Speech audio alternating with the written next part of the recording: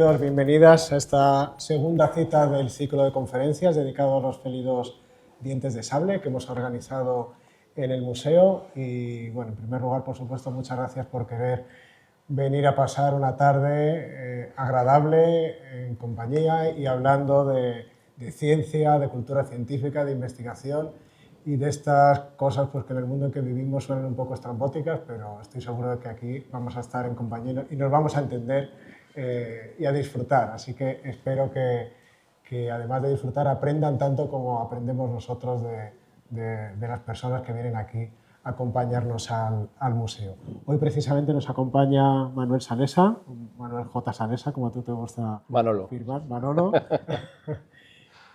Bueno, firmo como Manuel J porque queda un poco más serio. Ah, sí, pero me llamo Manolo. Ya. Por elegancia. ¿No? Sí, porque Manolo Sales ha quedado un poco, no sé, me parece. Un poco. Queda más serio lo otro, Manuel. Más que nada. Bueno, pues nos acompaña Manuel Salesa, que es paleontólogo, investigador científico del Museo Nacional de Ciencias Naturales, el CSIC. Y bueno, como sabéis, unas breves líneas para presentarlo. Sus líneas de investigación principales se centran especialmente en la anatomía funcional y en la paleoecología de los carnívoros del Mioceno y del Plioceno, principalmente de los félidos dientes de sable, que es lo que nos ocupa hoy. Es una investigación en la que lleva muchos años trabajando y una investigación que sigue, por supuesto, viva. He visto que este mes de marzo habéis publicado precisamente un artículo con tu equipo hablando pues precisamente de las extremidades. Sí, te veo muy puesto al día. Muy en actualidad, ¿verdad? De hecho, hoy he corregido las pruebas y las he mandado a la revista para que salga, me imagino, en un par de días. O sea que sí. Bueno, pues de hecho habéis colaborado también, por supuesto, como editor científico en el libro de estudios que, como saben, el museo publica alrededor de cualquiera de las exposiciones que organizamos. Aquí Manuel ha colaborado como editor científico, además con un artículo también en torno a los dientes de sable, que se llama La primera radiación de los dientes de sable, y hablando de otras de sus especialidades, que es, como no, el Cerro de los Batallones de excavación de la que es codirector. Así que, bueno, pues cuando juntamos a uno de los grandes especialistas mundiales en dientes de sable y uno de esos yacimientos que, como saben, también es un enclave de referencia internacional para comprender a estos félidos, pues tenemos el placer pues, de poder conformar hoy, yo creo que una conferencia que nos va a entusiasmar. Así que, nada, pues sin más, él además ha sido, como saben por todo esto que estamos hablando, pues comisario de la exposición Dientes de Sable, que no sé si dar por hecho que todos han visitado ya, pero si no lo han hecho, por favor, les invitamos encarecidamente a visitarla en la sala de exposiciones de la primera planta del museo.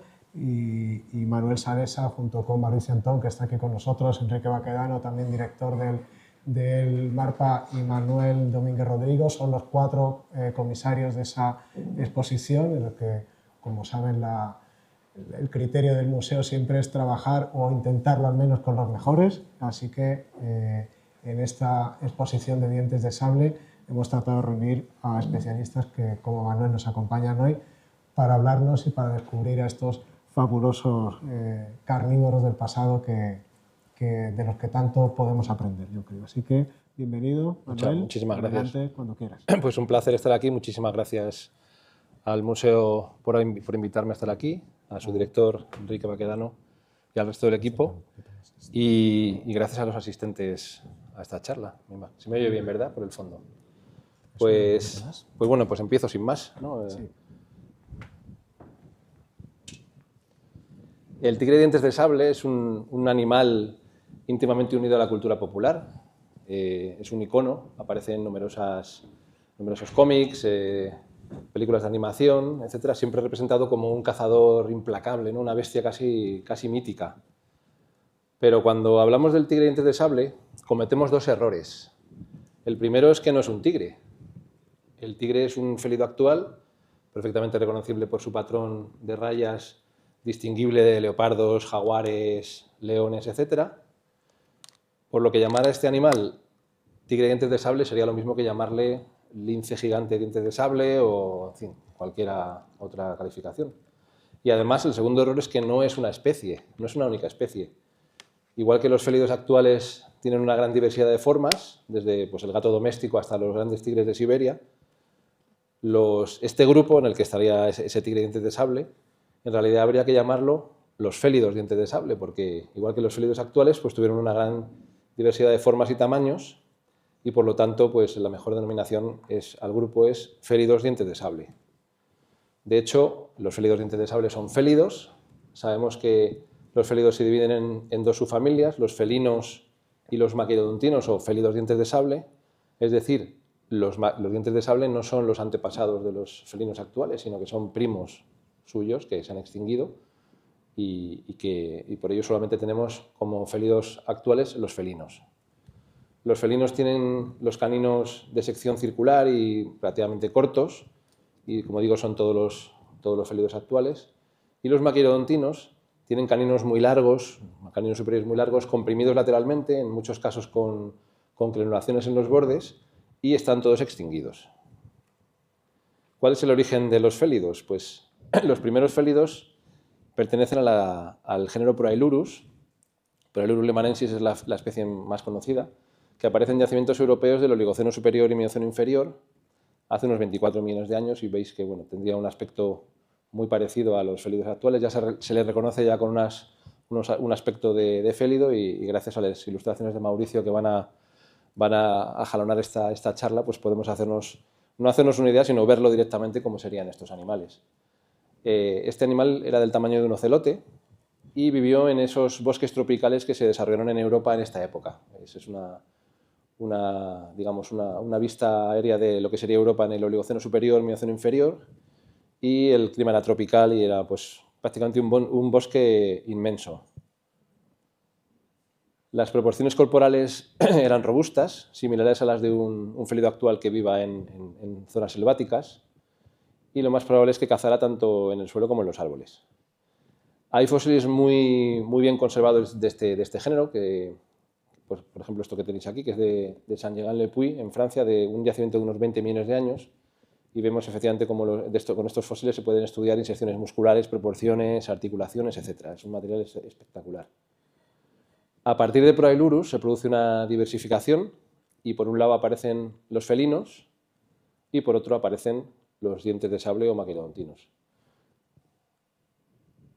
¿Cómo es esta dentición de los primeros félidos de Proailurus? Pues es muy primitiva comparada con otros félidos, es decir, ilustra, digamos, el patrón inicial de esta familia.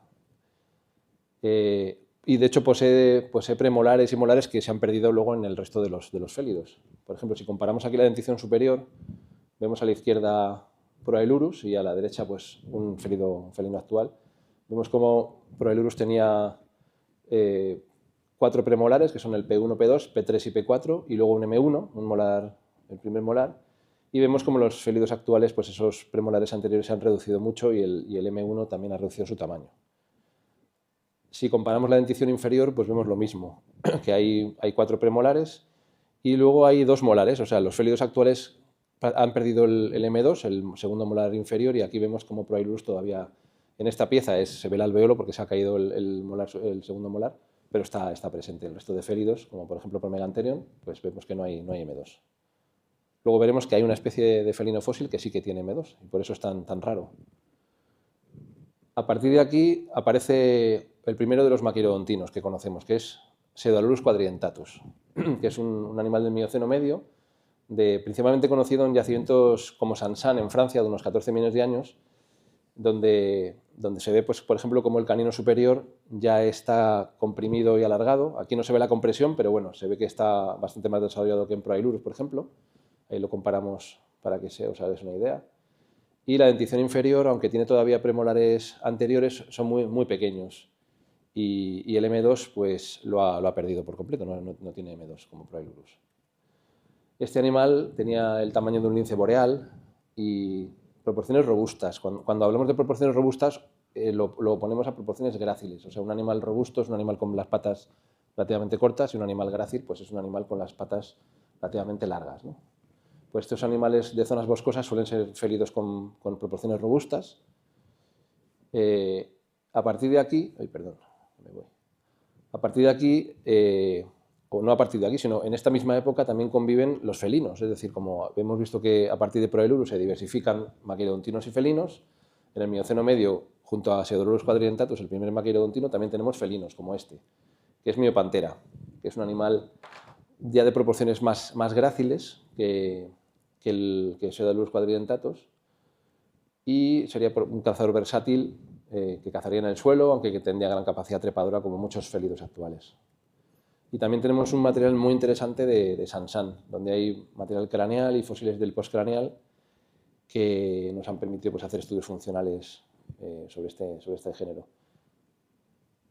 Y al mismo tiempo que existía Miopantera, también teníamos otro felino de menor tamaño que se llama Styrophelis turnawensis, que es un animal muy mal conocido, aunque tenemos fósiles de huesos largos y sabemos que sus proporciones corporales no eran demasiado robustas, tampoco es que fuera un animal grácil, pero tampoco hay mucho material del que disponemos.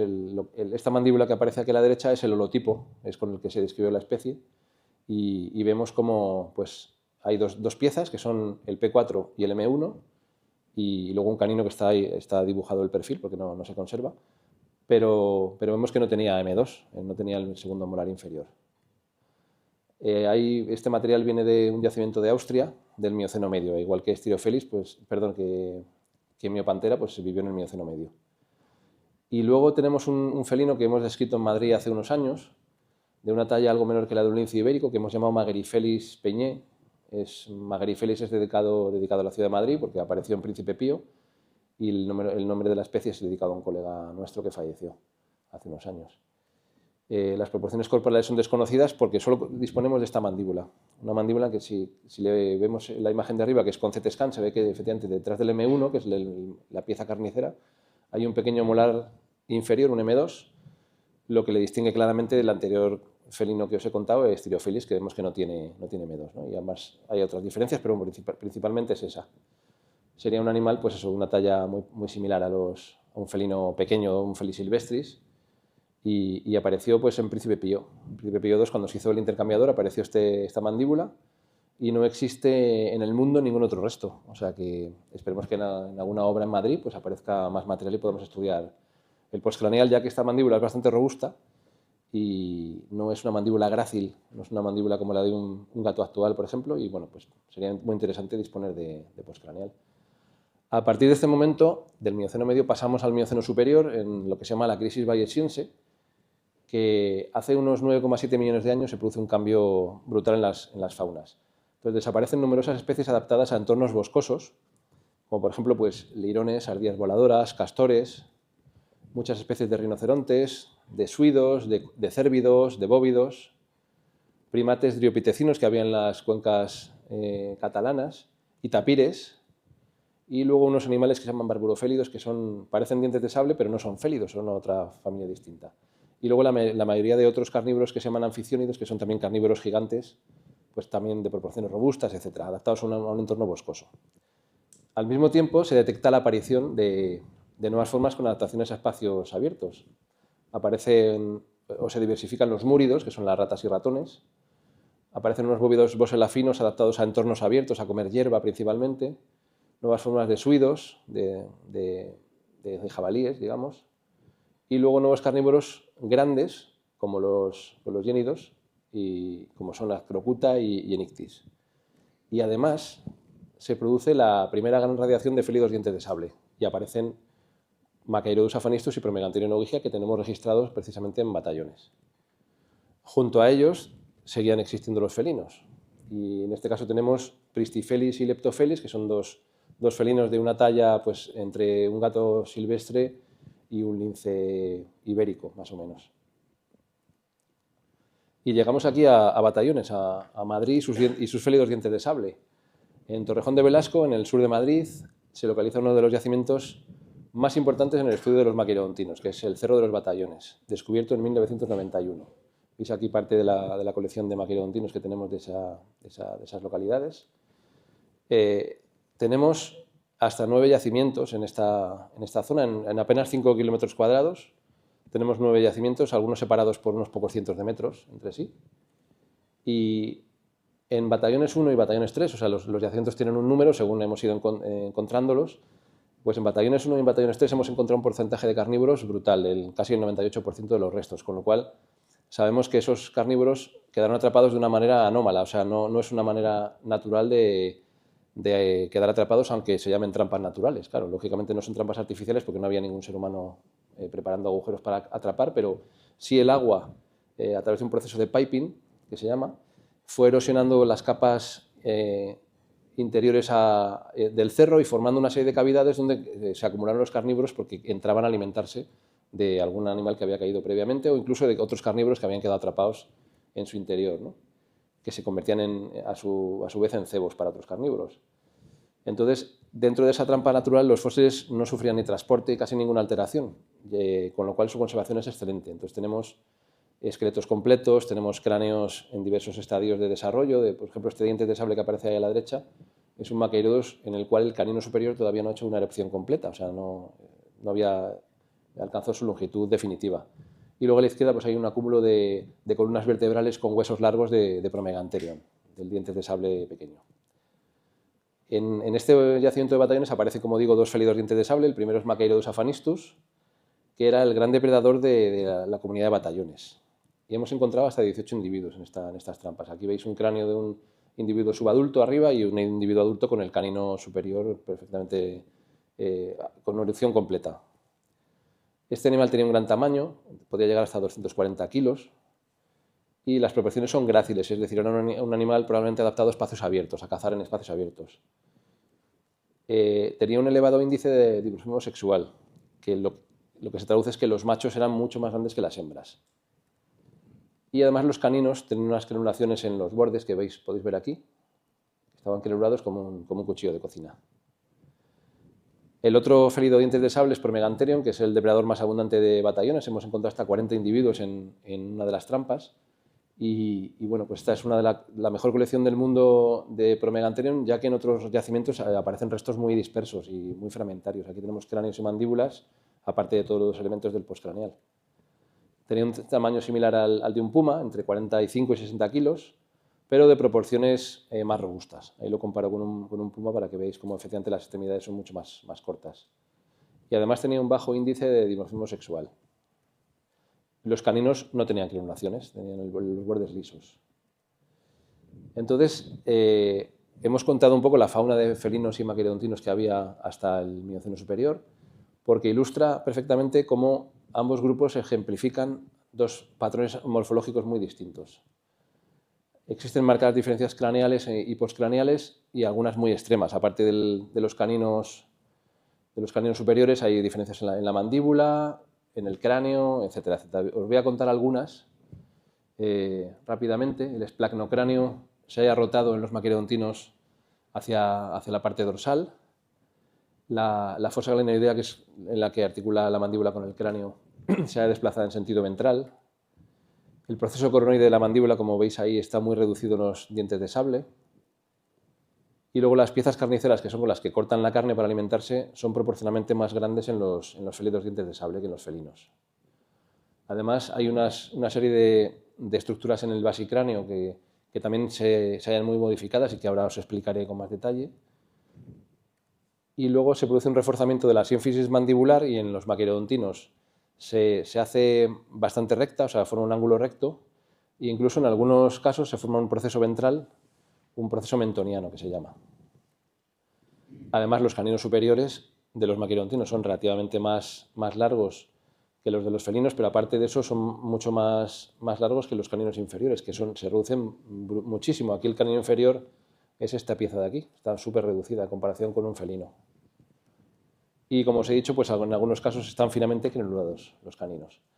Vamos a ver algunas de estas diferencias y qué significan. En la zona mastoidea hay 2 estructuras que se llaman proceso mastoideo y proceso yugular o paraoccipital. Y básicamente lo que ocurre es que en los felinos el proceso paraoccipital está situado por debajo del proceso mastoideo. Sin embargo, en los maquirodontinos más derivados, más evolucionados, como Smilodon, vemos que el proceso para-occipital se ha migrado dorsalmente hasta situarse aquí tan arriba, ¿no? En Promegantherium, que es un felido de dientes de sable muy primitivo, vemos que se ha iniciado esa migración, pero es muy poco lo que se ha movido, ¿no?, en relación a los felinos. Estas diferencias se relacionan básicamente con los movimientos de flexión de la cabeza y de la apertura mandibular. Voy a coger el cráneo, me voy a levantar para...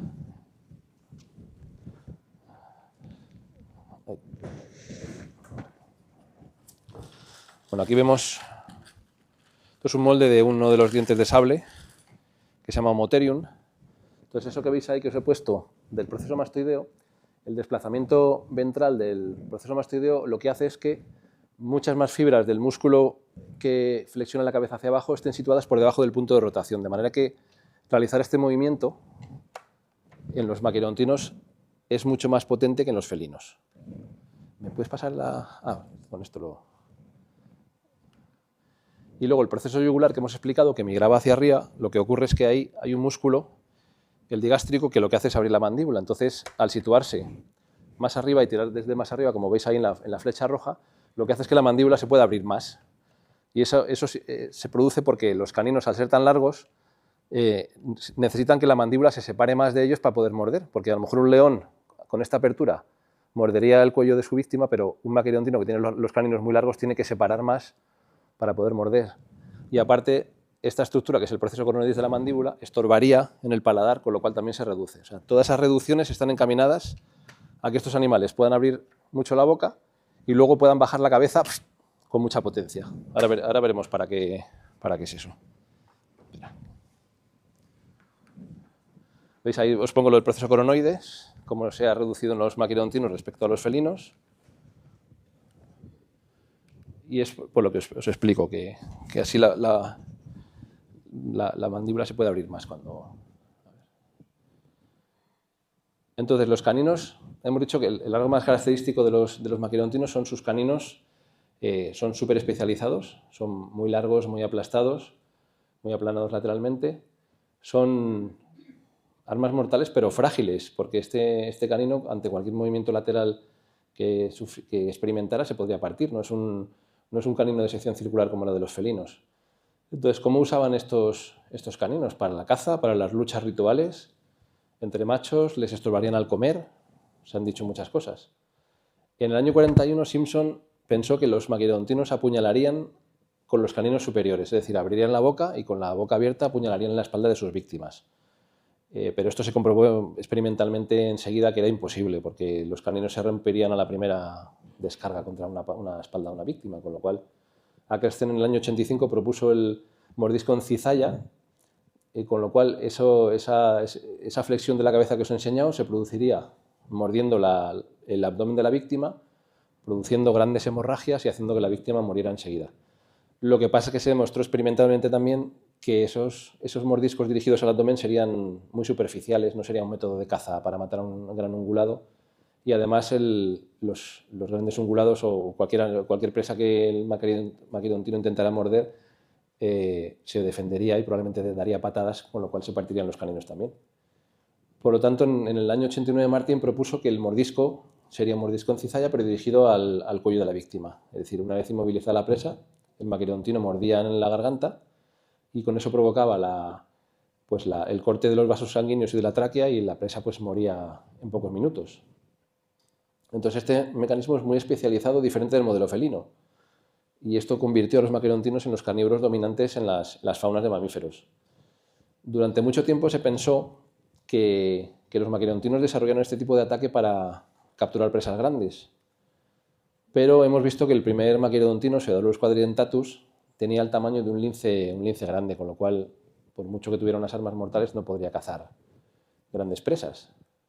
Entonces, ¿cuál es el origen del tipo de caza maquerontino? Pues hemos visto que los felinos matan por asfixia, por medio de un mordisco en la garganta o en el morro de la presa, que puede durar hasta 20 minutos y que además no garantiza que la presa sea finalmente abatida, porque un animal al que se intenta asfixiar, bueno, puede tardar minutos en morir, pero también puede lograr zafarse del ataque en un momento dado y tomar una bocanada de aire, con lo cual recupera algo de fuerzas, puede revolverse y cornear finalmente a sus atacantes y salir ileso del lance. Los maquirodontinos mordían en la garganta como los felinos, pero no para buscar la asfixia del animal, sino para cortar los vasos sanguíneos y la tráquea, de manera que la presa quedaba sin riego cerebral, se desmayaba en pocos minutos y moría. Es decir, si se conseguía dominar a la presa y morderla, la comida estaba asegurada, la presa moría. Entonces, con ello se reducían los riesgos de ser herido por la presa al intentar escapar, y además se reducía la energía empleada en matar a la presa, ya que la muerte era mucho más rápida. Es un método de caza mucho más rápido y mucho más eficaz que el de los felinos. Pero no solo se modificaba el cráneo, el esqueleto postcraneal de los maquirodontinos también se modifica respecto del modelo primitivo y desarrolla una serie de adaptaciones muy refinadas. Por ejemplo, la región cervical tiene unos procesos traversos de las vértebras cervicales posteriores muy desarrollados, porque hay una serie de músculos que se insertan ahí, que lo que necesita el animal es, una vez que inmoviliza la presa, poder llegar fácilmente a morder en la garganta, y para ello un cuello largo y robusto y flexible pues es una gran ayuda. Además, la garra del pulgar, que es que los félidos pueden separar el pulgar, no como nosotros para coger cosas, pero sí para despegar la garra y poder agarrar con ella, con la garra, las presas, y de hecho poder dominarlas y tirarlas al suelo. Los maquirodontinos tenían una garra del pulgar casi el doble en proporción que la de un felino de talla similar, con lo cual tenían unas garras impresionantes. Y también el metacarpiano, es decir, el hueso sobre el que van las falanges que llevan al pulgar, se hizo muy grueso. Por ejemplo, aquí comparamos el metacarpiano 1, el primer metacarpiano de Promeganterion y de un leopardo, y veis cómo el del leopardo es muchísimo más grácil. Las extremidades anteriores también son muy robustas en los maquirodontinos para poder dominar a las presas, y era tanta la tensión que experimentaban estos músculos que hemos encontrado patologías en algunos de ellos. Por ejemplo, este es un húmero de un diente de sable con la inserción del músculo deltoideus, y a base de usarlo para la caza, de sufrir pequeñas microlesiones, al final se produjo la osificación de la inserción debido al uso excesivo, ¿no? Digamos, al sobreesfuerzo que tenía que soportar ese músculo. Y si comparamos, por ejemplo, el húmero de un esmilodon, de un diente de sable de los últimos que existieron en la Tierra, con el de un león, vemos que pues, la robustez es extrema, ¿no? Incluso las vértebras lumbares también se modifican.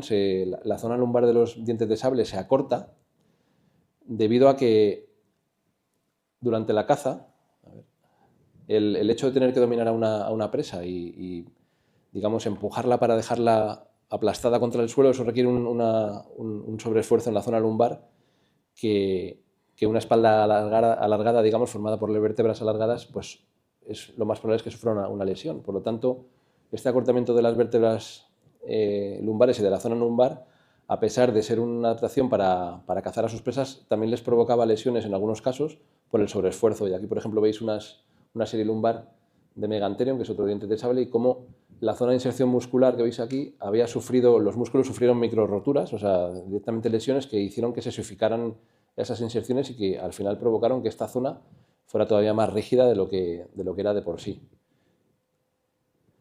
Entonces hemos visto que los félidos dientes de sable fueron muy diversos. Sin embargo, fueron menos diversos que los felinos, en realidad. Si consideramos grupos por tamaño, hasta 300 kilos tenemos actualmente leones y tigres, y en el registro de los maquirodontinos tenemos Smilodon o Amphimachairodus. En el de los 100 kilos, que lo ilustrarían leopardos y jaguares, tendríamos a Megantherium. En el rango de 75 kilos que sería el puma, por ejemplo, tendríamos a Promegantherium. Y en el rango de 20 kilos, ilustrado por los linces, tendríamos a Metailurus, que es un maquirodontino muy grácil, con un cráneo pequeño en relación al cuerpo, con un aspecto muy de lince.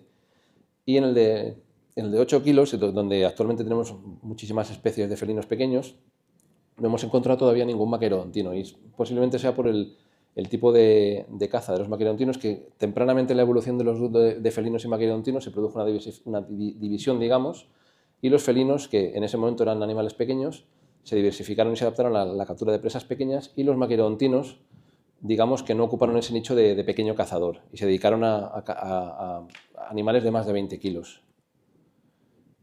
Una cosa que siempre surge, cuando se habla de los maquirodontinos es si llegaron a nuestros antepasados a convivir con los félidos dientes de sable. Y la respuesta es que sí, pues, puesto que desde prácticamente el origen de los primeros homínidos ya estos ocuparon el hábitat o compartieron el hábitat con dientes de sable a lo largo de toda su historia, la historia evolutiva del ser humano, ¿no? Desde sus antepasados más lejanos.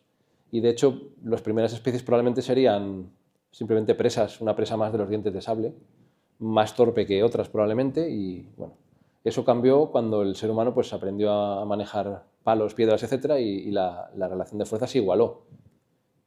De hecho, los últimos maquirodontinos, que se extinguieron hace solo 28.000 años en Europa con el género Homotherium y 11.000 en América, pues llegaron a convivir con las dos, digamos, especies últimas del ser humano, el hombre de Neandertal y nuestra propia especie.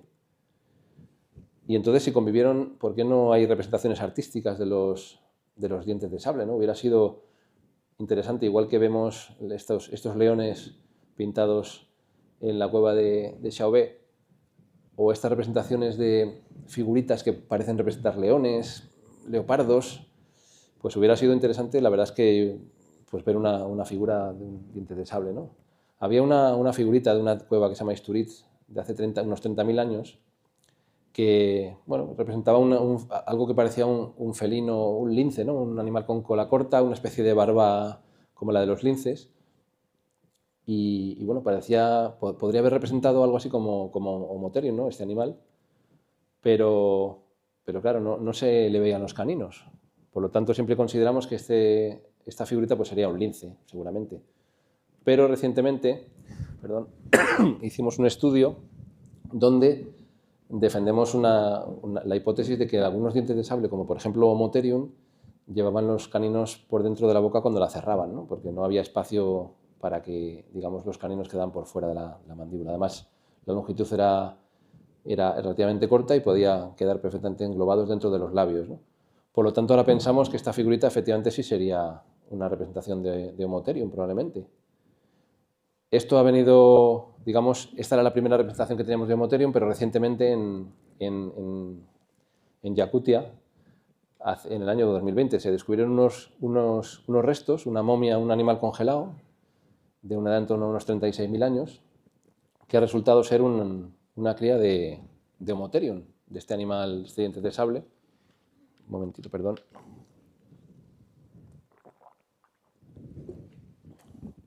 Con lo cual, no sé si la emoción que yo sentí cuando he visto por primera vez la estoy transmitiendo, creo que no, pero porque la he visto tantas veces ya que me he acostumbrado. Pero cuando yo vi esta imagen, la vi con Mauricio además, y fue como, ¿pero qué me estás contando? O sea, un Homotherium, es amarillo por debajo, mírale el morrito, no sé qué, o sea, una cosa impresionante, en fin.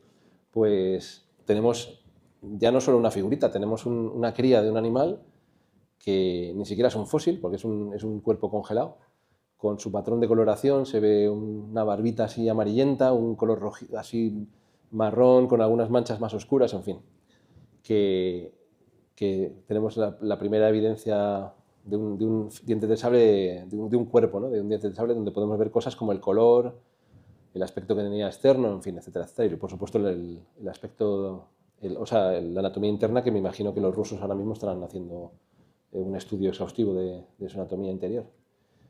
Y por primera vez tenemos evidencia pues, del color del pelaje de un animal como un diente de sable, ¿no? Como es Homotherium. La gran extinción, finalmente los félidos dientes de sable se extinguieron, ¿pero por qué? Tenían unas armas mortales, pero frágiles, como he explicado, pero muy eficaces para capturar a sus presas.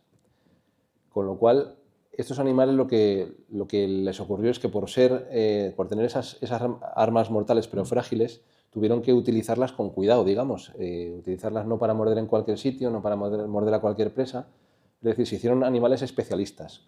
Y eso significa que el rango de presas es relativamente pequeño comparado con otros animales que comen cualquier cosa, ¿no? Por ejemplo, los felinos. Los felinos tienen unos caninos superiores e inferiores de sección circular muy robustos, con lo cual son generalistas porque comen cualquier cosa. Pueden matar un caimán, un cervatillo, un elefante, es decir, son animales que en momentos de escasez de presas pueden cazar otras cosas, pueden cazar cualquier cosa. Hace unos 2,6 millones de años se intensifica el desarrollo de los casquetes polares en el hemisferio norte, y eso hace que en zonas tropicales de ambientes boscosos, vegetados, se pasaran a zonas de ambientes más abiertos, más áridos, estacionales, en los que había una estación lluviosa y una estación seca. Esto pasó principalmente en África, y aparecieron las migraciones de grandes herbívoros, lo que hizo que durante ciertos meses al año muchas presas desaparecieran de sus territorios y fueran a zonas donde había pastos verdes donde podían alimentarse. Entonces los carnívoros, incluidos los félidos, son territoriales, con lo cual no van siguiendo a las presas, no van siguiendo a las manadas cuando van cambiando de sitio, sino que se quedan en sus territorios y tienen que comer lo que quede ahí. Entonces los felinos en esta situación siguieron cazando las presas que quedaban, estas cigüeñas o estas ortegas, en fin, lo que hubiera, ¿no? Sin embargo, los maquirontinos no estaban preparados para cazar estas presas porque se habían especializado en un determinado tamaño de presa, y si, por ejemplo, solo cazaban cebras, por llamarlos équidos o bóvidos, no eran capaces ni siquiera de cazar de manera eficaz un animal tan pequeño como una ganga, por ejemplo, o como una cigüeña. Entonces, probablemente podrían cazar en momentos de desesperación, cazarían alguna y se alimentarían, pero el tema es que eso durante generaciones fue haciendo que los dientes de sable tuvieran un hándicap y fueran haciéndose cada vez más escasos. De manera que si vemos en el Pleistoceno inferior la comunidad de carnívoros de África, por ejemplo, vemos que hay de izquierda, bueno, tenemos aquí leones, guepardos, leopardos, hienas, y aquí tenemos otra hiena y aquí 3 dientes de sable, que son Dinofelis, Megantherion y Homotherium. Pasado un tiempo vemos digamos el guild de carnívoros en el Pleistoceno superior y vemos que ya no queda ningún maquirodontino.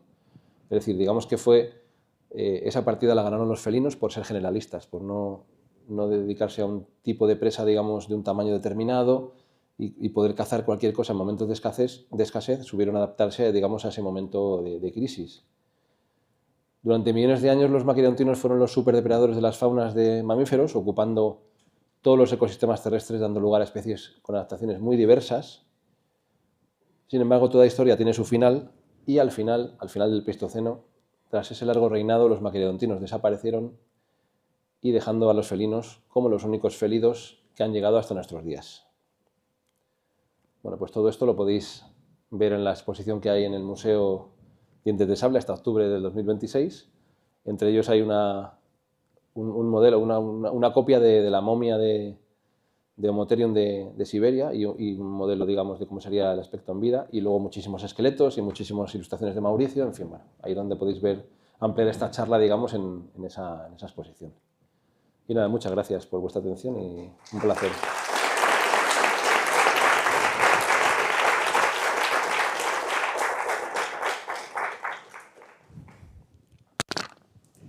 Bueno, pues muchísimas gracias, Manuel, por la conferencia, un placer, como siempre, y si les parece, pues abrimos un turno de preguntas, comentarios, para si quieren conocer alguna cosa más adicional, que hemos hecho un recorrido grande. Sí, pero no haber sido demasiado denso. Manos levantadas, perdón, porque me levanto y vemos cómo...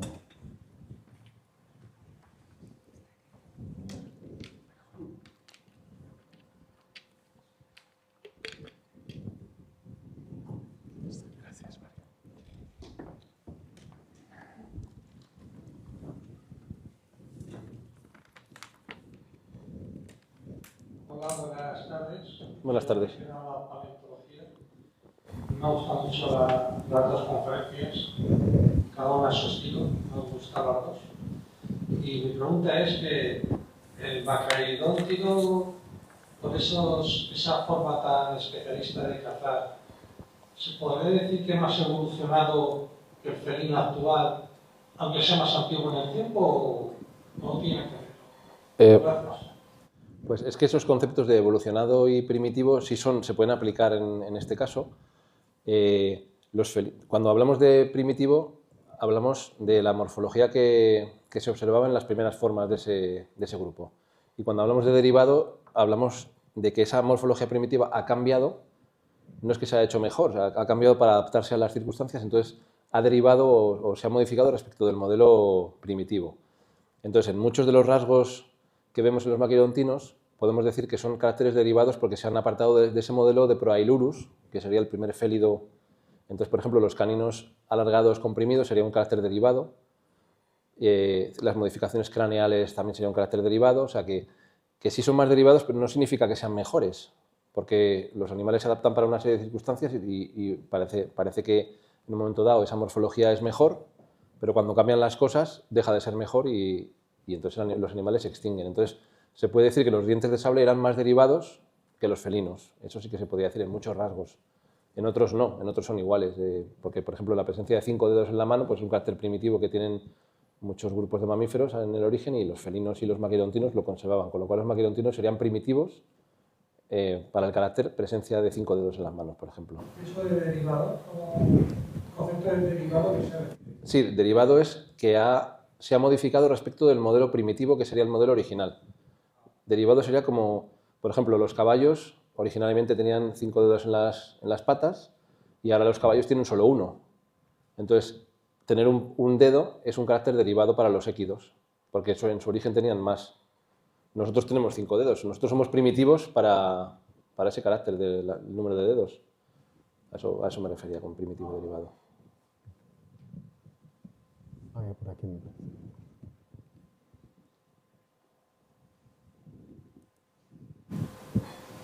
Buenas noches. Buenas. Una pregunta respecto a las excavaciones donde las trampas naturales se encontraron aquellos animales de los que se alimentaban y si en esos cuerpos de otros animales, posiblemente de los que se alimentaban, hay ese tipo de heridas en el cuello que sugieren las teorías. Pues ese tipo de heridas no las podemos ver porque solo quedan los huesos. Entonces, precisamente los maquirontinos evitaban contactar con hueso al morder, entonces es difícil que quedara evidencia de esa herida, con lo cual eso no lo podemos ver. Sí que hay marcas de huesos, marcas de dientes en algunos de los huesos de por ejemplo, rinocerontes, pero no muchas, con lo cual pensamos que los dientes de sable entraban en esas trampas, pero enseguida o quedaban atrapados en un barro que había en el fondo, y en el cual morían por hipotermia a las pocas horas, o las presas, digamos, que habían caído estaban semi-hundidas en el barro y no eran accesibles para los carnívoros, porque hay numerosos restos de carnívoros atrapados y ninguno tiene marcas de haber sido devorado. Con lo cual, es un caso raro porque, evidentemente, si una carcasa se queda a disponibilidad de los carnívoros, no solamente había dientes de sable en batallones, había un animal que se llama magriación, que es una especie de... como si fuera un lobo gigante, con lo cual ese animal tenía capacidad de machacar, cierta capacidad de machacar huesos, con lo cual habría aprovechado las carcasas y sin embargo no están consumidas porque no les dio tiempo, no pudieron acceder a ellas. Pero las heridas es imposible verlo, justo por eso, porque si ese animal, los maquirontinos evitaban contactar con hueso al morder para no romperse los caninos. Sí, tenemos aquí en segunda fila también. Un placer, doctor Rafael. Enhorabuena por la charla. Muchas gracias. Bastante. Yo tenía una duda con respecto al tema del pelaje, que siempre es algo que me asombra en paleontología, no solo con mamíferos prehistóricos, también con dinosaurios. En el caso de la momia de Yakutia, pues obviamente nos indica un poco el pelaje del cachorro. Se habla ahora la hipótesis de que a lo mejor el adulto podría presentar un pelaje distinto, como por ejemplo ocurre con el lince americano. Sí, o sea, cuando apareció el cachorro estuvimos hablando, Mauricio, de cómo sería el adulto, porque claro, entonces en las especies de félidos actuales hay en algunas en las que hay manchas en las crías que luego desaparecen, como en los leones, por ejemplo, o en los pumas. En otras hay una especie de crin, como en los guepardos. Entonces, pero en este caso que la verdad es que solamente hemos visto fotos, claro, ojalá hubiéramos podido ver el original, pero ahí parece que está manchado de barro en algunas partes, parece que en la cara hay algunas partes un poco más oscuras, como si hubiera algún patrón de máscara así en la cara, pero no está muy claro. Entonces, bueno, Mauricio, que está ahí, lo ha reconstruido, es el que te lo puede decir. Los adultos son básicamente pues una expansión del pelaje de los cachorros, ¿no? Entonces, por ser conservadores, más que nada. Porque en realidad, pues bueno, no sé si quieres añadir algo a eso, pero... Pasa el micrófono. No sabemos, a ciencia cierta no sabemos cómo son los adultos hasta que no apareciera una momia de un adulto también preservada. Y entonces la reconstrucción que nos ha enseñado Manolo pues es la versión más conservadora. Simplemente vamos a asumir que, como en la mayoría de las especies de felinos actuales, el pelaje de los adultos tuviera hubiera una variación mínima respecto a la cachorra. Si fuera más, como os comentaba Manolo, como el guepardo, que los cachorros son negros, con una piel blanca, y luego ya se convierten en animales moteados, o como ocurre con las hienas manchadas, que también las crías son negras y luego van palideciendo, pues son cosas que se nos escapan. Se encuentre uno congelado. Sí. Esperemos que estuviera la madre cerca de las crías. Yo tengo dos preguntas. La primera es, bueno, os he explicado muy bien las diferencias en la anatomía y en la morfología, pero tanto en vuestros textos como en tu propia intervención de hoy mismo, a diferencia de otros autores, no incidís mucho, no sé cuál es la razón, en dos aspectos que otros autores, insisto, sí destacan. Uno es la morfología de los dientes, propiamente de los dientes de sable, los caninos. Muchos autores insisten mucho en la diferencia entre daga y sierra, y es un aspecto que vosotros en general no destaquéis demasiado, querría saber si hay alguna razón. Y en segundo, tampoco insistís, como sucede con otros autores, en la diferencia de la anatomía del cráneo, en la robustez de los felinos respecto de los macarontinos, que suelen ser bastante más alargados y de una morfología craneal no solo en la mandíbula, sino muy diferente, mucho más aplastada, por decirlo así, y eso es una cosa que me llama la atención. El hecho de que vosotros, que sois tan absolutamente rigurosos como me consta que sois, en estos dos aspectos no insistáis.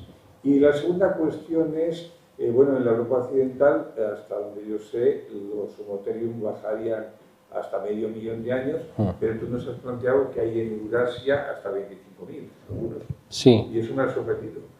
¿Dónde te Pues, esas cronologías?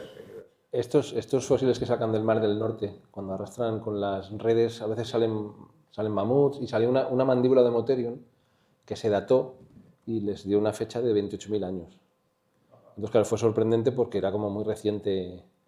Y ahora al aparecer esta momia en Yakutia, tiene 36.000 más o menos, pues bueno, digamos que... Porque al principio cuando salió esa mandíbula del Mar del Norte se pensó que, bueno, como, a ver, seguro que la datación está alterada por algún... Pero no, por lo visto es una datación bastante fiable y da 28.000 años. Entonces, por eso es curioso, porque es verdad que no hay muchos fósiles que cubran luego ese lapso entre los 500.000 y los 28.000. Entonces es muy curioso, debió hacerse un Homotherium muy raro en las faunas, porque si no, no hay ninguna explicación para que no aparezca en los... La primera cuestión que planteaba. Lo de que por qué no incidimos... Sí, los dos tipos de dentición, claro. Crenaciones y sincrenaciones, o sea, sierra y daga, y después el aspecto craneal en general. Sí, o sea, desde el origen, en este Valle Siense, cuando he explicado la explosión de la radiación de los maquirodontinos, ahí aparecen esos dos modelos, los esmilodontinos, que son por Megantherium y Smilodon, y luego los homotherinos, que son Machairodus, Amphimachairodus y al final Homotherium. Entonces es verdad que son dos modelos diferentes de configuración de los caninos, unos son muy largos sin crenulaciones, los otros son más cortos, más, digamos, antero o posteriormente largos y con crenulaciones. Entonces, no lo meto aquí porque es que no quiero tampoco saturar con muchas cosas y intento hacer una charla que resuma más o menos, pero es verdad que sí son dos modelos distintos de ser un diente de sable. También el postcraneal es diferente porque los esmilodontinos desde el principio parecen ser robustos, porque Smilodon es uno de los felinos con proporciones más robustas que ha existido. O sea, es un animal probablemente adaptado a acechar a sus presas gigantes en la espesura y capturarlas en pocos metros. Sin embargo, los homotherinos desde el principio son gráciles, Machairodus es grácil, Homotherium es un animal totalmente diferente a Smilodon, probablemente adaptado a perseguir a sus presas en espacios abiertos y probablemente en grupo y matarlas pues después de una carga sostenida en el tiempo. O sea que son dos modelos muy diferentes y sus cráneos son también diferentes, claro, desde el punto de vista de que con unos caninos muy largos... Bueno, de hecho tengo un canino. ¿Me puedes coger un canino que tengo ahí dentro? Que me acordaba ahora. Ya que me hace esta pregunta, voy a sacar un canino de Smilodon para compararlo con el de Homotherium. y ver cómo este canino pues, es muy largo. Esta magnitud es menor que la de Homotherium, es otra configuración, pero al final están pensados para cortar el cuello de sus presas. Es verdad que unos son más largos, mucho más largos que los otros, y de hecho la mandíbula de Homotherium y la de Smilodon está bien distinta. Entonces, hay un montón de caracteres que indican que eran dos modelos distintos de maquilodontino. Pero al final pensamos que ambos modelos cazarían a sus presas mordiéndoles en la garganta. Con lo cual, probablemente Smilodon al final cazaba presas mucho más grandes que las que cazaba Homotherium. Y eso también lo demuestran, por ejemplo, sus brazos. El brazo de Smilodon es un brazo descomunalmente poderoso y el de Homotherium es un brazo que está pensado para propulsar al animal en la carrera y luego derribar a la presa así, sujetarla, pero no es un brazo especialmente robusto. Entonces, hasta eso es también diferente. Entonces, efectivamente, en definitiva, hay al menos dos modelos de maquilodontino. Luego apareció Xenosmilus en Florida y de hecho los autores del trabajo donde lo describieron decían otra manera de ser un diente de sable, porque era una tercera manera. Era un animal con caninos de Homotherium, o sea, caninos relativamente cortos tal, y un postcraneal de Smilodon, un postcraneal robusto. Era una tercera vía, ¿no? De ser. Y luego habría también otra vía que serían los metailurinos, que eran maquilodontinos con caninos no especialmente comprimidos y alargados, con lo cual parecían más felinos, pero su cráneo se había modificado un poquillo para poder adaptarse a esa potente flexión de la cabeza y matar a las presas. Es verdad que no es todo tan negro y blanco. O sea, que queda mucho por saber, muchísimo. Sí, hay preguntas más para aquí. Sí, hay más antes. Hay una persona, pero tenemos tiempo, no te preocupes. Hola, pues. Me surge una pregunta, o sea, cuando has hablado sobre la extinción por los cambios del desplazamiento de la fauna, el cambio de las condiciones, me preguntaba si para los falsos dientes de sable, que son estos otros mamíferos que no son maquiloodontinos, y que desarrollaron también como Thylacophilus y similar, si hay correlación o sea un registro de que también les afectase en caso de que tuviesen unas dietas parecidas, si también empezasen a disminuir poblaciones de este tipo. A ver, los otros depredadores de dientes de sable también se enfrentaron a los mismos problemas. En el caso de Sudamérica, cuando hubo el intercambio de faunas, entraron un montón de carnívoros nuevos y los thylacophilidos pues, eran unos animales adaptados probablemente a cazar a sus presas de una determinada manera, que tampoco sabemos, porque el Thylacophilus es un bicho muy raro, tiene unos caninos muy largos, tiene un cráneo, es un animal que parece que va a morder algo y se le van a partir, pero no solamente los caninos, sino la mandíbula, o sea, Entonces, luego están también los barburofélidos, que también eran unos carnívoros con caninos también muy largos, sin embargo, cráneos muy robustos, pues cráneo muy robusto, mejor adaptados a capturar presas como se harían los smilodontinos. Entonces, está claro que son todos animales muy especializados y muy capaces de matar a sus presas de manera muy eficaz, pero cualquier cambio sutil que ocurra, como que lleguen otros carnívoros, que los herbívoros cambien, aparezca un clima, o haya un cambio climático o de hábitat y se haga más denso o más abierto, todo eso afecta a los especialistas. Entonces, por ejemplo, el ejemplo más clásico es el del panda gigante, que come bambú y entonces puede comer lo que quiera, porque se sienta y come, nadie le quita la comida. Pero como faltará el bambú, o como algunas especies que florecen y se mueren, o sea, pues te quedas sin comida, ¿no? Entonces te adaptas mucho tu sistema digestivo, tu dentición para triturar el bambú, que no hay quien se lo coma, pero claro, cualquier cambio hace que desaparezcas. Entonces esto es un poco parecido. Es un tipo de caza muy especializado que te reduce el rango de presas y cualquier cambio que exista hace que otros depredadores que comen otras cosas y capturan pues sean cada vez más numerosos y al final te acaban arrinconando y esa competencia acaba con los especialistas cuando se producen esos cambios. Teníamos otra pregunta allí más al fondo. ¿Seguro o son muy importantes? La pregunta que se me ha ocurrido un poco a raíz de lo que estáis comentando de la caza, porque al haber visto la exposición o por ejemplo la charla que acabas de ver, veo que el modelo que se plantea es el de cizalla mediante el cuello. Pero mi pregunta sería, ¿es el mismo de los leones, aparte de aplastar por asfixia, también se ve en la caza de que muerden cuartos traseros, incluso los testículos con tal de completamente dominar la presa. ¿Sería factible con estos caninos tan hipertrofiados que pudieran llegar a morder muslos sin riesgo de que se fracturase? Yo creo que no, porque si cualquier movimiento de la presa haría que se rompieran los caninos. Entonces, llega un momento que los cazadores refinan tanto su método de caza que, en el caso de los maquirontinos, consistía en dominar a la presa, inmovilizarla y morderla en el cuello. Para capturarla habría que cogerla con las extremidades anteriores, pero no podrían morderla en la espalda para tirarla al suelo, ni en las patas, porque es que una patada de un búfalo, por ejemplo, le partiría un canino a un animal de estos.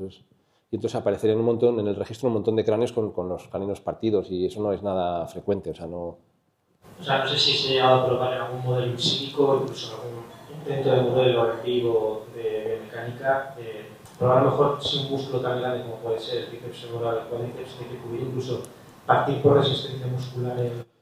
No sé si han llegado a hacer esas cosas, pero solamente no sería el músculo, sino también la piel del animal. O sea, que si intentara morder el cuarto trasero de un búfalo, pues tendría que atravesar esa piel. Entonces, no está preparado para eso. Para eso estarían las carniceras, que son estas piezas que hay aquí arriba, que son mucho más grandes que las de un felino de talla similar. Y con el P4 superior, que es este, y el M1 inferior, hace un mecanismo de tijera, así. Este mecanismo de tijera lo que hace es cortar, y con eso se puede abrir una piel de un ungulado, pero con los caninos solo para cortar el cuello. Gracias. Pues había al fondo, al final de la sala, y luego aquí en medio.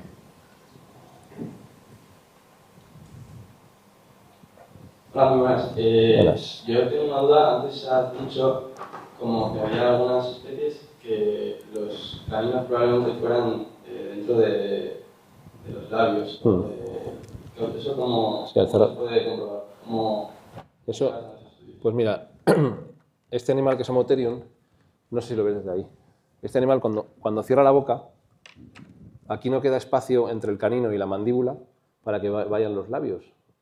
Entonces, siempre dimos vueltas al tema, Mauricio y yo, muchas veces, es que claro, es que esto está encajado de tal manera que no es porque esté el cráneo comprimido por el peso de los sedimentos, sino que el cráneo está un poco deformado, pero es verdad que esta parte de la mandíbula está muy bien conservada y se ve claramente como ahí no cabía unos labios, ¿no? Entonces, la mandíbula tiene una expansión aquí ventral que casi coincide con la longitud de los caninos.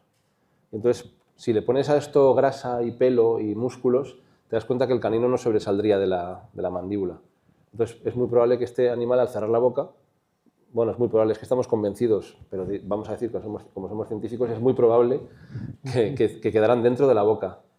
Smilodon, que es el otro animal que es este canino, estos caninos son tan largos que si la mandíbula hubiera generado una sínfisis ventral así como esta, podríamos tener dudas a lo mejor de si irían por dentro, pero es que resulta que la mandíbula de Smilodon no tiene ninguna cresta aquí, con lo cual los caninos sobresalen muy ampliamente de la mandíbula. Pero es que aparte, si lo ves en vista anterior, ves que entre los caninos y la mandíbula queda un hueco muy grande para que vayan los labios. Entonces, al cerrar la boca, los caninos podían quedar por fuera perfectamente. Y es que no hay otra manera. O sea, un mamífero no puede desarrollar una bolsa de piel para esconder un canino como este, porque ahí se acumularía la saliva, los restos de comida, sangre de las presas. Es imposible de eso de limpiarlo, entonces al final sería un foco de infecciones, pero vamos, que es imposible de pararlo, ¿no? Entonces, esa es la razón por la que pensamos. Es decir, la parte bonita de la paleontología es comparar con especies actuales, hacer disecciones, ver atlas musculares donde se observa cómo se disponen las partes blandas y hacer inferencias sobre fósiles, porque los fósiles, cuando están muy bien conservados, tienes la zona de inserción muscular, la puedes ver e inferir. Y gracias a eso se pueden hacer estudios como este, en la que defendemos pues, que esos caninos quedaban por dentro de un Homotherium, por ejemplo. ¿Y esa diferencia va en dos grupos distintos? ¿O, por ejemplo, los smilodontinos, como has dicho, por fuera y los otros por dentro? Pues, digamos, la porción final de esa línea, sí, eran homotherinos por dentro y los smilodontinos por fuera. Pero si te vas hacia atrás en el tiempo y empiezas con los primeros smilodontinos, que son Promegantherium de batallones, ahí ves que ese animal tiene unos caninos de una longitud pues, comparable a esto, ¿no? O sea, que quedaban, digamos, al cerrar la boca, pues quedaban dentro de lo que sería el rango de la mandíbula, con lo cual es muy probable que también los llevaran ocultos, como los leopardos actuales o los leones. Hay un caso que es Logomeganterion, que es un animal con unos caninos muy largos y que, digamos que son la antesala de llevarlos por fuera. O sea, Smilodon es el animal que seguro que los lleva por fuera, que es un Smilodontino, pero antes, entre Promeganterion y Smilodon, tiene que haber una especie que dejó los caninos por fuera. Entonces, eso pasa con muchas cosas de la evolución, que es como, madre mía, y si encontráramos ese bicho transicional, pues sería súper interesante ver qué morfología tendría, pero en un momento dado los caninos empezaron a quedarse por fuera. Y entonces creo que todavía no hemos encontrado esa forma. Ya aparecerá, me imagino, en algún momento. Aquí. Bueno, mucho gusto. Muchas gracias por tan enriquecedora presentación.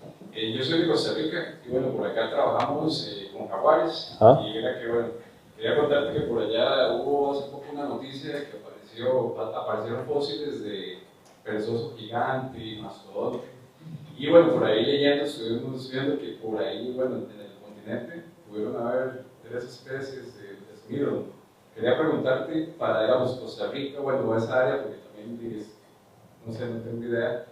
Quería preguntarte qué especie podría haber predominado en esos escenarios. Pues desde Norteamérica, Smilodon fatalis, que es la especie que aparece en Rancho La Brea, en Los Ángeles, en esos yacimientos que hay de brea donde quedaron atrapadas, pues ese animal pasó a Sudamérica y ahí en Sudamérica dio lugar al maquerodontino más espectacular, que es Smilodon populator, que era un animal impresionante, o sea, un animal se ha calculado hasta 400 kilos de peso, o sea, y ese fue el maquerodontino más robusto y más poderoso de los que ha existido. Hace poco en Venezuela, hace 10 años igual, se publicó una especie de Homotherium. Entonces parece ser que al menos pudieron llegar a convivir smilodontinos y homotherinos en Sudamérica, junto con los jaguares y otros felidos. O sea, en ese momento ya había una competencia gorda entre los dos primos, que ya habían alcanzado, digamos, ya los felinos habían alcanzado en tamaño a los maquerodontinos y ya había una competencia muy, muy grande. Entonces, al menos Homotherium y Smilodon y fatalis podría aparecer, sí, podría haber aparecido. Populator es más de la zona más sur del continente. Pero sí, yo creo que sería... Lo que pasa es que tampoco controlo mucho esos yacimientos porque no hay mucho registro en Costa Rica. O sea, la verdad es que sí, pues súper interesante, la verdad, que aparezcan más fósiles. Tenía un par de preguntas más. Una era, bueno, relación de esos felidos dientes de sable. ¿Qué mecanismo de depredación puede haber con las tortugas que ofrecía por ahí? Si realmente las podían depredar. Y luego, bueno, aliado otra vez a la pregunta que se viene aquí adelante, de que qué felido también logró, digamos, trabajar en equipo. No sé si leí algo al respecto. Sí, pues lo de las tortugas yo creo que no, demasiado duro eso para un maquerodontino. Porque abrir, o sea, tú te imaginas metiendo un canino entre el caparazón intentando, pero es que eso es demasiado sofisticado. Es como, imagínate que esto es una herramienta que coges con la mano y un animal como Smilodon igual una tortuga no le hacía ni caso porque es... Hombre, pero es que también es muy primate eso, el romper una cosa para luego comértela, no sé, no lo tengo claro. Claro. Sí, porque los jaguares... Sí. Y luego, bueno, lo de si en algún momento sí pudieron, o alguna especie de ellos lograron trabajar. Sí, o sea, nosotros pensamos que Homotherium sería un animal social y hace unos años salió un artículo en el que hacían un análisis genético de restos de ADN sacados de un húmero, me parece, de Norteamérica, y ahí encontraban unos alelos relacionados con la sociabilidad en félidos, con lo cual, digamos, hay una evidencia directa de que efectivamente los Homotherium al menos sí que cazaban en grupo. También es probable, puesto que era un animal que probablemente ocupaba espacios abiertos, y en ese contexto en el que los leones se han adaptado a cazar también en grupo, pues es probable que también un maquirodontino que viviera en ese mismo entorno, con esas mismas condiciones, pues no de África, sino de entornos abiertos con muchos ungulados y una vegetación básicamente herbácea. ¿Perdón? Sí, pero claro, en un entorno en el que había manadas de lobos, pero bueno, evidentemente un félido solitario no se va a enfrentar a una manada de lobos, pero un grupo de félidos, pues igual los lobos ni se acercaban directamente, con lo cual también una ventaja. Un placer. Gracias por la pregunta y por tu camiseta, además, que vienes muy apropiado No sé. a la conferencia. Ah, vale, pero es que no lo veía. Hola, buenas tardes. Buenas tardes. Quería felicitarte por la presentación y por todos los años que lleváis de trabajo tan extraordinario. Muchas gracias. Tantos logros científicos. Yo quería preguntarte una pregunta un tanto compleja al respecto de la convergencia evolutiva entre los dientes de sable pretéritos y el diente de sable único, que bueno, el sable, entre comillas, actual, que es la pantera nebulosa. Y cuáles son las adaptaciones principales que tiene, las diferencias que hay con respecto a los antiguos dientes de sable, en cuanto a dieta y demás, porque los caninos hipertrofiados de la especie esta son bastante frágiles también. Entonces, pues igual, no sé, igual está estudiado. La verdad es que no he leído mucho acerca de esta especie, ¿no? Pero igual que pues puede tener que ver muchísimo con la adaptación a la dieta, pero está claro que es un modelo de éxito, porque se ha mantenido hasta la actualidad. Bueno, lo que pasa es que, o sea, llamar a la pantera nebulosa diente de sable no... Sí, o sea, porque salvo los caninos superiores largos, relativamente largos, no tiene ningún otro rasgo maquirodontino ni en el cráneo, ni en la mandíbula, ni en el postcraneal, ni en ningún lado. Entonces, es un animal, digamos, es un felino con los caninos superiores un poquito más largos que otro felino de talla similar, pero, por ejemplo, los caninos inferiores también son muy grandes, que es un carácter felino, y realmente no hace... Funcionalmente no tiene ningún rasgo de dientes de sable, o sea que lo único que le pasa es que es verdad que los caninos superiores son un poquito más comprimidos que otros felinos, y por eso hay un trabajo de 2005 o algo así, o 2010 creo, donde se decía que era un modelo similar al dientes de sable, pero no hay que... Vamos, de hecho yo hice de referee de ese trabajo y yo propuse que no había ningún otro rasgo maquirodontino en ese animal, que llamarlo así era un poco centrarse en los caninos superiores, que por alguna razón eran más comprimidos, por la dieta probablemente de aves arborícolas, de mamíferos. Por algún motivo ese animal tiene los caninos así, pero no es porque funcione como un diente de sable mordiendo en el cuello, para desangrar a las víctimas, etcétera, etcétera.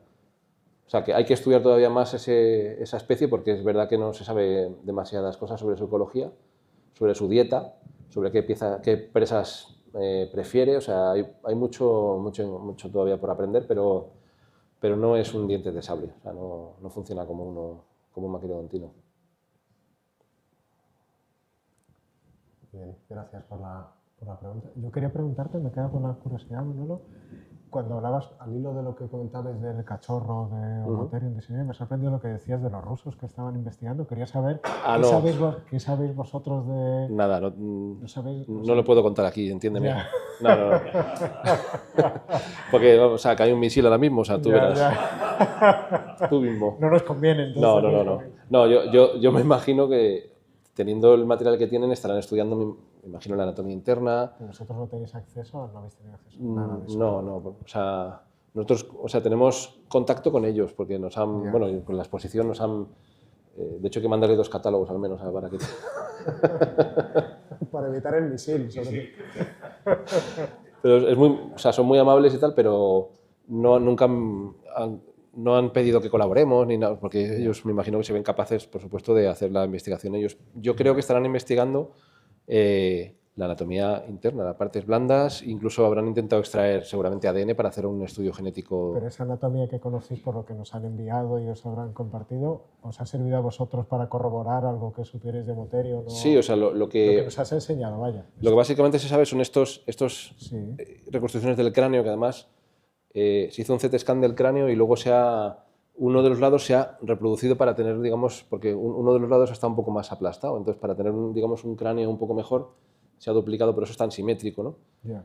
Pero sí, se puede ver, según el estado de erupción de los dientes, sabemos que tenía 3 o 4 semanas, o sea, 3 y pico, porque si tú comparas esto de aquí, esta es la erupción de la pieza que hay, la mandíbula que tenemos con los dientes de leche. Si lo comparas con un león, pues el león tiene los dientes en este estado cuando tiene 3 semanas, entonces por eso se calcula que tiene 3 semanas. Es muy probable que siguiera el mismo patrón de erupción.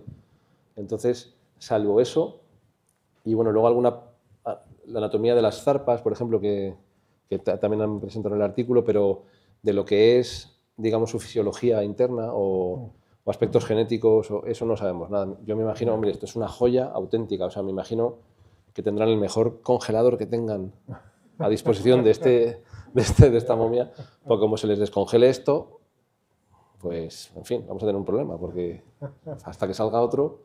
Entonces me imagino que están haciendo todo tipo de estudios, porque es un cuerpo, no es un fósil, ¿no? La parte, digamos, ósea es interesante, pero bueno, no deja de ser un animal que es tan joven que las epífisis están sin fusionar, sin formar casi, con lo cual la información que tienes, más que anatómica del postcraneal, es casi de la dentición, del estado de erupción, etcétera, y luego del pelo, las uñas, el interior, en fin. Sí, mi pregunta iba por la parte. Sí. O sea, yo espero que estén haciendo todo tipo de estudios para caracterizar pues, este animal, incluso estudios genéticos para poder comparar con otros félidos, en fin, aspectos, yo qué sé, ya sabes que el ADN pues, es el libro donde viene escrito cómo tienen que ser las moléculas del cuerpo, pues bueno, que se compare a ver qué diferencias hay, etcétera, etcétera. Gracias. De nada, un Pues placer. no sé si hay alguna ultimísima pregunta. ¿Alguien que se haya quedado con alguna curiosidad?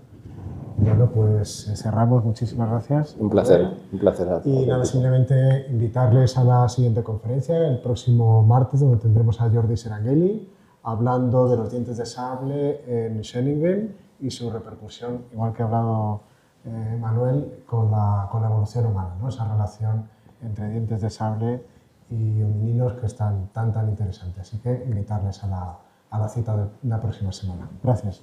Un placer.